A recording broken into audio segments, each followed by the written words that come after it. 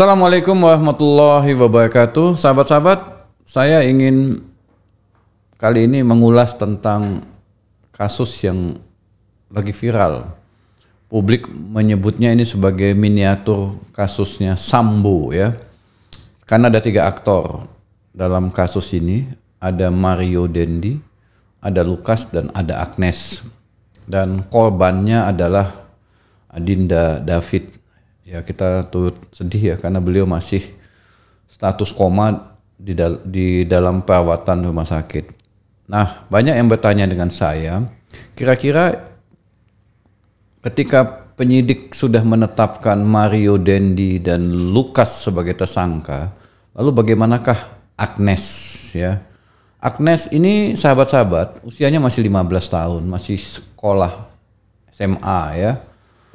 Nah, tetapi netizen menyatakan bahwa dia sebagai orang yang memprovokasi sehingga Dendi itu melakukan penganiayaan yang menyebabkan Adinda David koma dalam perawatan rumah sakit. Nah, kalau kita lihat kronologis kasusnya, ini adalah kisah cinta ya, karena Adinda David itu sebelumnya berpacaran dengan Agnes, kemudian putus, lalu Agnes berpacaran dengan Mario Dandi. Nah, ada informasi yang didapat oleh Mario Dandi bahwa Agnes mengalami pelecehan seksual. Meskipun pelecehan seksual yang diduga dilakukan tersebut belum bisa dibuktikan ya. Kenapa? Ya namanya ungkapan pelecehan seksual itu kan nggak mudah juga membuktikannya. Nah, saya tidak mempersoalkan itu ya. Yang jelas begini, keterlibatan Agnes dalam kasus ini juga harus hati-hati kita ya. Kenapa? Agnes kan masih, saya sebutkan tadi, masih anak-anak. Mario dan Lukas sudah dewasa. Mario nyata-nyata kalau dari video yang kita lihat jelas melakukan penganiayaan yang menyebabkan David koma. Lukas diduga terlibat dalam merekam aksi tersebut. Lalu Agnes di mana perannya? Benarkah Agnes yang membawa Mario ke rumah dan menjebak David? Nah, ini yang menurut saya perlu didalamin dan perlu dibuktikan. Saya khawatir malah Agnes mendapatkan tekanan dan paksaan dari David untuk membawanya bertemu dengan David. Itu satu kemungkinan. Ya, ini yang harus didalamin. Yang kedua, untuk menetapkan Agnes sebagai tersangka juga nggak mudah. Kenapa? Dia itu masih anak-anak, masih 15 tahun. Meskipun dalam konteks pertanggungjawaban pidana, beliau udah bisa diminta pertanggungjawaban pidana berdasarkan Undang-Undang 11 tahun 2012. Jadi pertanggungjawaban pidana itu untuk bisa dipidana, ya memang usianya minimal 14 tahun. Berusia di bawah 18 tahun. Artinya inilah batas usia pertanggungjawaban pidana menurut Undang-Undang 11 2012. Kemudian sebelum ditetapkan tersangka, seseorang anak itu juga harus ada namanya litmas, penelitian kemasyarakatan. Ini beda dengan orang dewasa. Jadi litmas itu nanti dilakukan oleh Bapas. Jadi Bapas ini ada di Kementerian Hukum dan HAM, oleh pekerja sosial profesional meneliti benarkah Agnes ini terlibat dalam tindak pidana ini atau tidak. Atau dia menjadi korban, atau dia menjadi saksi. Jadi menurut saya ada 3 kemungkinan. Pertama, Agnes bisa memang betul terlibat dalam tindak pidana tersebut. Nah, kita tunggu hasil litmasnya.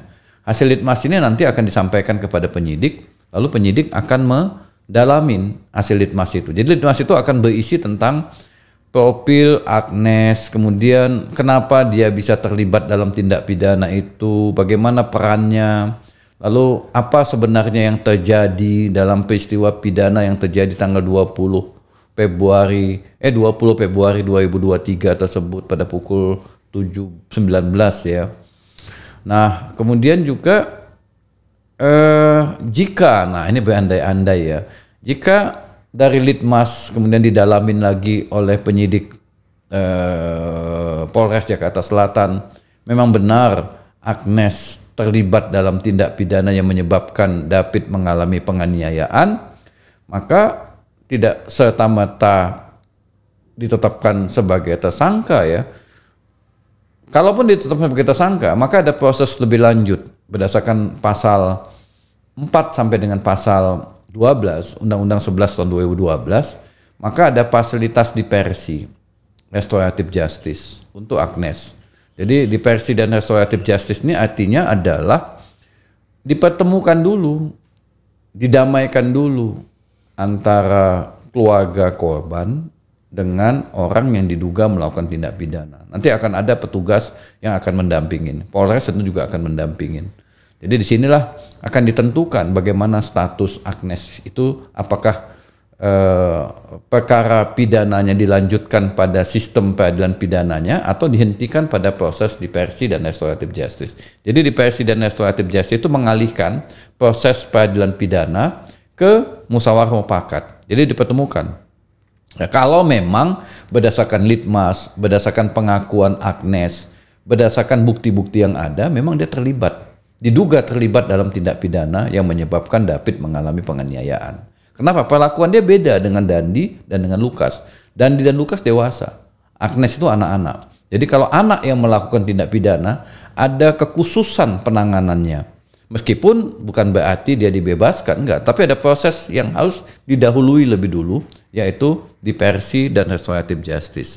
Dengan diversi ini nanti akan dipertemukanlah, ya, jika keluarga korban memaafkan Agnes, ini sekali lagi ya, ini kita berandai-andai Agnes terlibat ya. Jadi jangan kesimpulannya adalah Agnes terlibat. Jika seandainya Agnes terlibat, kemudian dalam proses diversi dan restoratif justice tersebut ada kesepakatan, kesepakatannya adalah keluarga korban mau memaafkan Agnes. Jadi intinya adalah keluarga korban mau memaafkan Agnes. Maka proses pidananya dihentikan. Artinya diversinya selesai dan Agnes mungkin akan ada kewajiban-kewajiban yang harus dipenuhinya pada korban. Misalnya minta maaf, membayar ganti kerugian, ikut membiayai pengobatan David dan lain-lain. Nah, itu dia.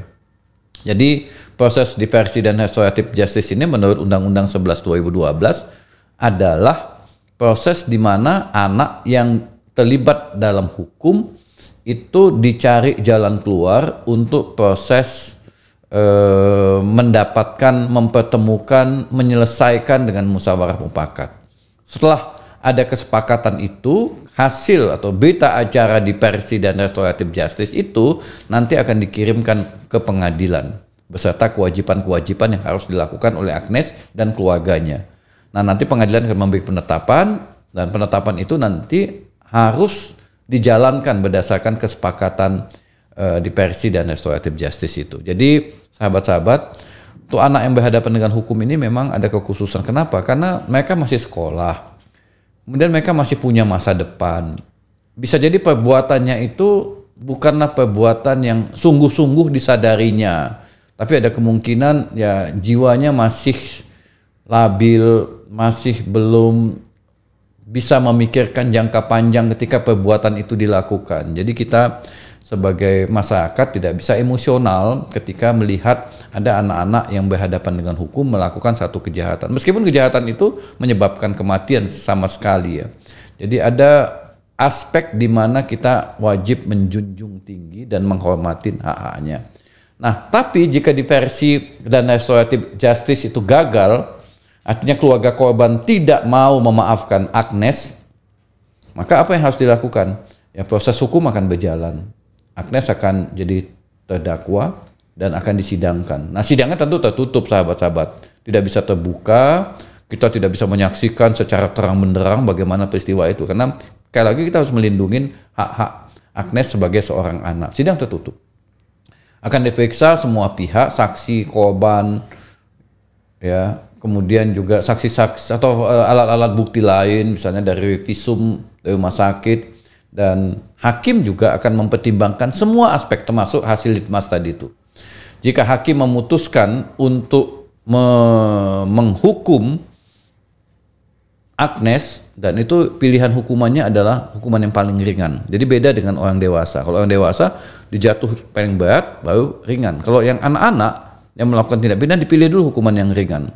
Sebelum hukuman malah ada tindakan. Jadi pilihannya itu kalau dalam sistem peradilan pidana proses penjatuhan hukuman itu dikenal dengan double track system. Ada tindakan dan ada pidananya. Jadi tindakan bisa jadi dia dikembalikan ke orang tua, bisa jadi dia dimasukkan di dalam pusat pemulihan atau diminta psikolog memulihkan kondisi mentalnya, atau mungkin ada psikiater yang membantu untuk juga memulihkan kejiwaannya. Jadi bisa banyak ya. Pilihan hukuman ya kepada Agnes adalah pilihan terakhir. Dan kenapa pilihan terakhir ya? Kalau bisa dia menjalani proses pemulihan mental dan psikologi itu lebih dahulu yang dipilih. Ya, karena tadi itu jiwa muda tidak stabil dan tidak bisa memikirkan apa yang dilakukannya dengan sungguh-sungguh, sehingga proses hukum tetap dijalankan, tetapi hak-hak dia sebagai seorang anak sebagaimana dijamin dalam undang-undang sistem peradilan pidana, sistem peradilan pidana anak undang-undang 11 2012 tetap harus dijalankan. Kira-kira demikian ya sahabat-sahabat.